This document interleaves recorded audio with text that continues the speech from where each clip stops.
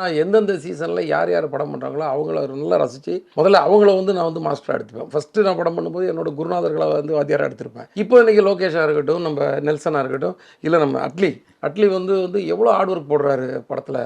அவர் வந்து எவ்வளோ ஸ்ட்ரெயின் பண்ணி பண்ணுறான்றது என்னால் உணர முடியும். ஏன்னா ஒரு விஷயத்தை ஒரு ஷார்ட்டை வந்து அவ்வளோ பெரிய ஷார்ட்டாக எடுக்கணும்னா எவ்வளோ கஷ்டப்படும். நீங்கள் சொல்கிற மாதிரி இவர் லோகேஷ் அவர் வந்து என்ன மாதிரி விஷயங்கள் எடுக்கிறாரு, இதெல்லாம் வந்து நல்லா கூர்ந்து கவனிக்கிறோம். இப்போ அவங்க தான் நமக்கு வந்து என்ன ஒரு வாத்தியார்னு சொல்லிக்கலாம். நம்ம அவங்கள வாத்தியார்னா அவங்கள பார்த்து நம்ம வந்து அப்படியே எடுக்க தேவையில்ல. நம்மளோட கதையை நம்மளோட ஸ்க்ரீன் பிளே அவங்க எப்படி பண்ணுறாங்க, அது எப்படி வந்து ஆடியன்ஸ் கூட அவ்வளோ ஈஸியாக கனெக்ட் ஆகிறாங்க, எப்படி வந்து அது வந்து நல்லா ஒர்க் ஆகுது அப்படின்றத நம்ம கூர்ந்து வாட்ச் பண்ணுறோம். அதுலேருந்து எவ்வளோ எடுத்துக்கலன்றது எனக்கு தெரியல. பட் நல்லா வாட்ச் பண்ணும்போது இன்டெரக்டாகவே நம்ம கிளாஸ் ரூமில் வந்து நம்ம வந்து பேப்பர் எடுத்து விளையாட்டு கூட சும்மா அதை அப்படியே கேட்டுக்கிட்டு இருந்தால் ஒன்று ஏறும்ல மண்டையில்.